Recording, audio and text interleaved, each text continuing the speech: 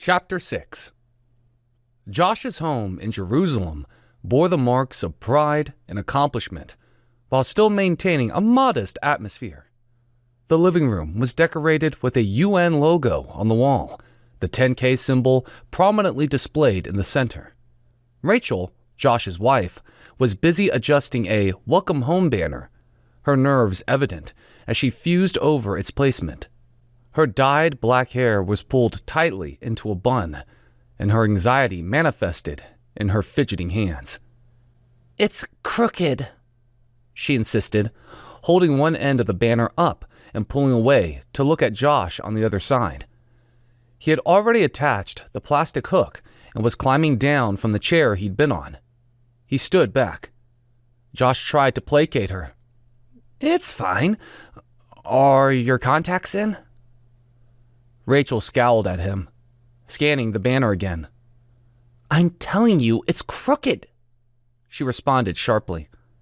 Josh sighed, shaking his head. "Pull it up on that side just a bit. A little more. There, now it's good." "Matt's been out in the desert for 2 years. Do you really think he'll notice?" Rachel darted back at him, her eyes flashing with annoyance. Josh loved his wife, but he knew she was a perfectionist. Everything had to be just right. "It's the first time the family's been together in ages. I want it to be perfect. And where's Abigail? She should have been here by now." Josh shrugged. He wasn't surprised by that at all. "Probably with that new boyfriend. She said his family is also in town for the temple unveiling." Rachel's frustration was evident. Josh knew how she felt about the new boyfriend, too. His wife was nothing but an open book. She was like that with everyone. If she had an opinion on something, she was going to let everyone know. Her brave attitude. "The boyfriend we've heard about but never met," she said, scoffing, as she climbed down from the stepladder and joined Josh on the other side of the table to look at it from the doorway. He looked at her to see if she would approve of its straightness or not. She didn't seem to register any emotions and instead turned her narrowed eyes to him. "And why is Hogan coming again? This is supposed to be a family gathering." Josh raised his eyebrows, turning his gaze to survey the room. Rachel had clearly been waiting for this day. "Hogan kind of invited himself. I couldn't refuse, especially after he helped get Abby that job. Besides, he's my boss." Rachel finally seemed satisfied with the banner's position and turned her attention to the table. "I think it all looks good now, Josh." Josh nodded, glad they weren't going to fuss over the banner anymore. If he was honest, he thought one side of it was drooping a little. He wasn't going to tell her that, and he didn't think Matt would notice or care. A knock at the door alerted them. Josh and Rachel exchanged a glance, both heading for the front door together. He stayed back while she grabbed the knob and pulled it open. "Surprise! Welcome home!" they exclaimed, Rachel throwing her arms in the air. Josh felt a vacuum effect when he saw it was Hogan. The older man gave them an amused look. He held up a crate of Gold Star Export beer with a grin. "Sorry, it's just me. Don't look so disappointed. I brought good stuff." Josh took the beer, forcing a smile. "Wonderful to see you, General. Welcome to our home." Hogan stepped inside, surveying the room with an air of familiarity. "It's just Hogan tonight, please. We're practically family, right?" Josh nodded, though Rachel's nerves were evident as she watched Hogan's inspection with wary eyes. "Make yourself comfortable," Josh offered, taking the beer to the table under the banner and setting it in an open space. It was really a good brand. He turned to look at his boss, who strode in with his usual confident air. He took everything in and dropped into one of the recliners. Hogan inhaled deeply, savoring the air. This place looks exactly the same. It's been far too long. We've missed Jerusalem. Feels good to be back. Another knock at the door interrupted the moment. That must be him, Rachel said, hurrying to answer. Josh watched as she didn't bother to get everyone else ready. She yanked open the door and yelled, "Surprise!" Abigail walked in, absorbed in her phone, looking up at Rachel with a confused glance. "Thanks, Rach. I forgot my key." Abigail seemed to study Rachel's perturbed face for a moment before grinning. "It's okay, Rachel. You're always the prepared one, but maybe look through the window before you yell it out, right?" Rachel shook her head, looking back at Josh, who came in the foyer behind her. "Did you hear how our daughter speaks to me?" "Where have you been?" Josh asked. "Weren't you supposed to be back an hour ago?" "It's that new boyfriend of hers," Rachel said, clearly annoyed. "He's taking all her time away from the family." Abigail groaned, rolling her eyes. "Just out for some air." She stepped into the living room and looked at the banner and table. "Nice," she said, offhandedly. She settled her eyes on Hogan when he spoke. "Boyfriend? Wasn't she in diapers just yesterday?" Abigail blushed. "Hi, General Bates. I haven't been in diapers for over 2 decades. The general laughed. You should have brought your new man, Abby, so he can meet the family. When are you going to let us meet him?"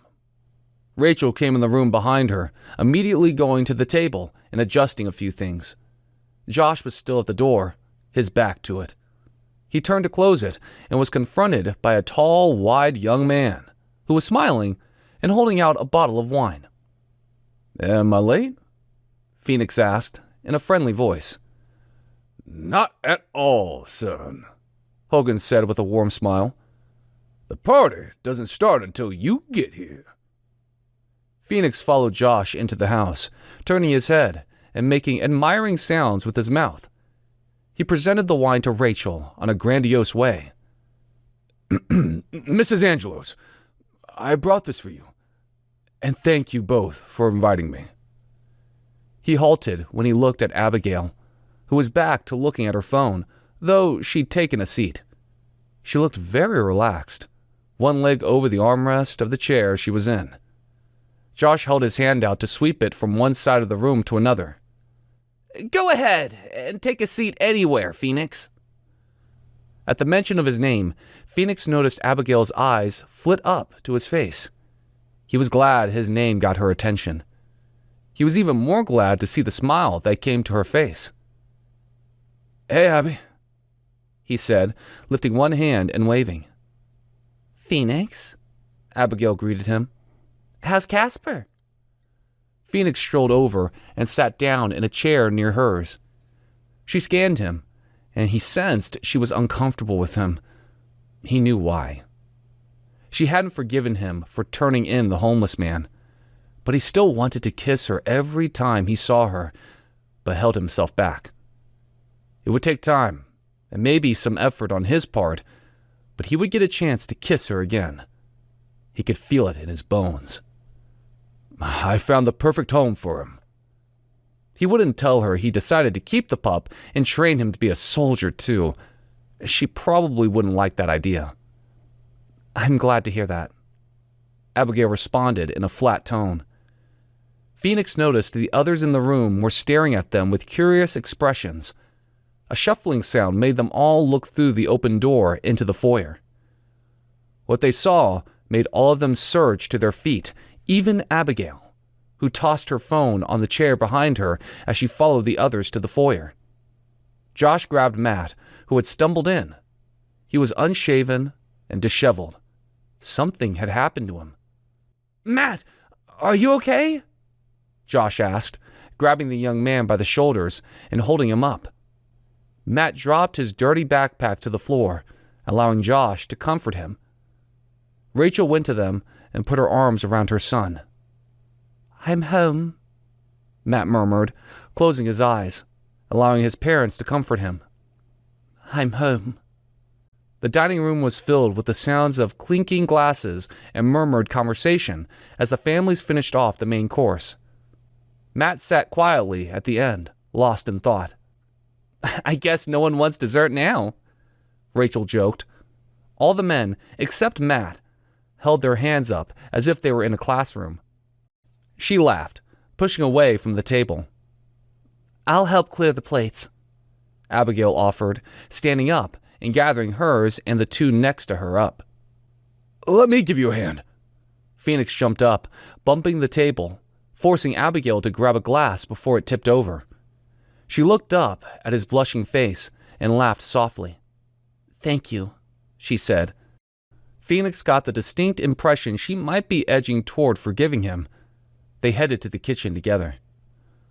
Hogan finished off his beer and settled the bottle down on the table, turning to Rachel, as she also gathered the empty plates. Rachel, wonderful meal. It's been a while since I've had home-cooked food. It's nice to have both families together like this.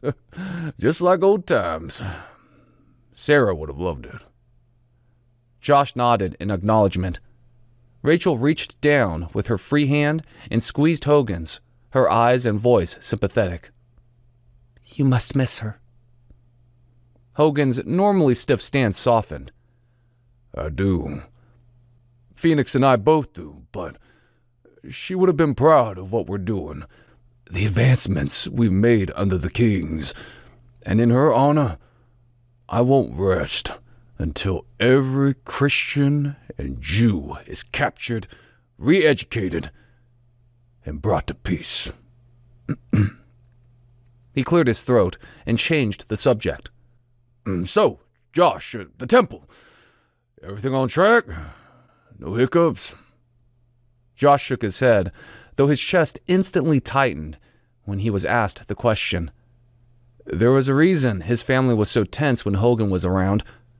The military man was not the type to tolerate anyone with views different from his own. Josh walked a fine line, but knew his son would not. He hoped Matt wouldn't bring attention to himself. Everything is on track, boss. Not boss tonight, I told you. Just Hogan. Josh nodded and tried to look at ease. But if his boss didn't want to be called boss, he shouldn't be bringing up work.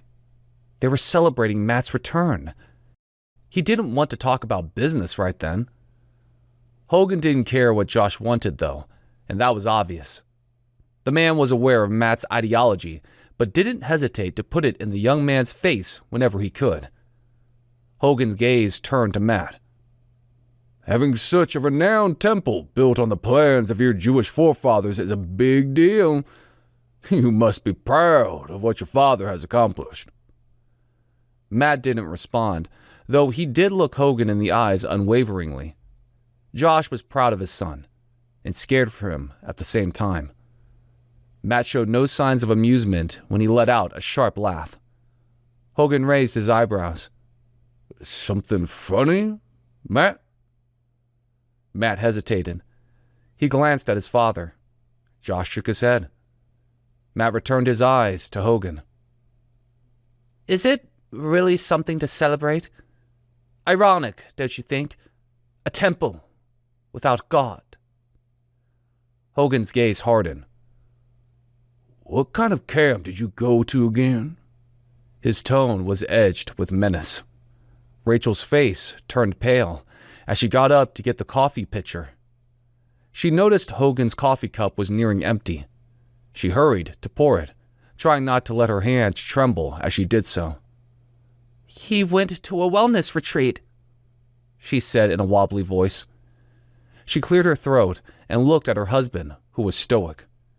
Josh's jaw was clearly clenched tight. She felt a measure of anxiety. Hogan scoffed. Oh, come on. I wasn't born yesterday. He's been out in the desert with those sandal-wearing hippies. Rachel returned to the kitchen, setting the pitcher on the counter and taking a deep breath. She returned to the dining room where her husband looked visibly distressed. Abigail was right behind her with a tray of desserts. Phoenix was right behind her with a fresh pot of iced sweet tea. Both Abigail and Phoenix set their things down, looking around at the tense faces. "What's going on in here?" Phoenix asked. "Did we take too long with the desserts? Just so you know, Abigail held me hostage in the kitchen, trying Mrs. Angelo's famous brownies." Abigail let out a soft laugh, smiling weakly. "And one clearly wasn't enough. You had to have 4? She glanced at him. Phoenix chuckled, taking another brownie off the plate, holding up 5 fingers as he popped it into his mouth. The tension was broken by their behavior, though Hogan was unable to let it go completely. Rachel was just glad he let it go at all. Josh felt the same, considering he knew exactly what his boss was like at work, and it was for that reason he never invited the man. Hogan, true to fashion, raised his glass for a toast. "I'd like to make a toast to the kings who have brought us all together again to celebrate their cause. Hail the kings." Hogan raised his fist toward the UN logo on the wall. Everyone but Matt followed suit. As the toast concluded, Hogan's gaze lingered on Matt. "Matt, aren't you going to honor our kings who brought us peace through science and unity?" Matt looked up at him, his eyes narrow. He held his voice steady as he responded, not wanting to disrespect his parents. "True science? Peace? You asked about the camp I went to. It was a camp for peace, for those who can think for themselves without being forced to conform. There's only one true king, and you don't know him." Phoenix interrupted when his father sat forward in his chair. In his experience, when Hogan did that, it meant he was ready for a long, harsh debate. This wasn't the time or the place for that. "Well, that's quite a statement, Matt. Let's focus on celebrating your return, and less on politics." Hogan's eyes narrowed at his son. He knew why Phoenix had spoken up. He wasn't too keen on having this heavy discussion in the home of his employee either, and he had told them he was there on an unofficial basis. He sat back, taking another sip of wine. He didn't fail to notice the relief on Josh and Phoenix's faces.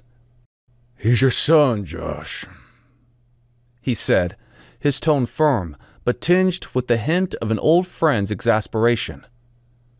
"I'm your friend. I'll overlook this outburst for now, but you need to think seriously about sending him to the correction facilities before it's too late." Matt, his face flushed with anger, shot back defiantly. "You mean the concentration camps?" Before anyone could react, Rachel slapped Matt's cheek. The room fell into stunned silence, the sting of the slap hanging in the air. Phoenix stood up abruptly, another brownie half eaten on his plate. "Thank you for your hospitality," Phoenix said, his voice tight. He glanced at Josh and Rachel. As he headed for the door, Abigail went behind him. She reached down to Matt as she passed him, grabbing his hand and pulling him behind her. He went willingly. Rachel, her face pale and trembling, turned to Hogan. "I'm so sorry. He didn't mean it." Phoenix gave Abigail a look of regret and sympathy at the door. He tapped her on the chin with his fist. "It's going to be all right." She just stared at him without any expression. Phoenix headed for the car, she and Matt on the porch swing, side by side. Hogan, standing and clearly agitated, shook his head as he grabbed his coat. "If he were just some kid spouting rebel propaganda like that, well, let's just say he'd be getting very acquainted with those camps he knows so little about." Rachel moved into Josh's arms as Hogan stormed out of the house. "Don't be late tomorrow," he shot over his shoulder as he stomped to his EV truck ignoring Matt and Abigail on the porch swing. Josh was stunned by the turn of events. He was angry with his wife for slapping Matt when he just returned home. He was upset with Matt for speaking up when he knew his job would be in jeopardy, not to mention the safety of the entire family. He buried his face in his hands, leaning forward in his chair. The silence in the house was deafening, weighing down on him as if he carried the whole world on his shoulders. Rachel took a nervous sip of wine, glancing at her husband and turning her eyes to the front window where she could see her 2 children on the porch swing. They were talking. She wondered what the topic was. Did Matt hate her now? She shouldn't have slapped him. Regret filled her. She took another longer sip of wine. The once festive atmosphere was now dark, unhappy, and strained.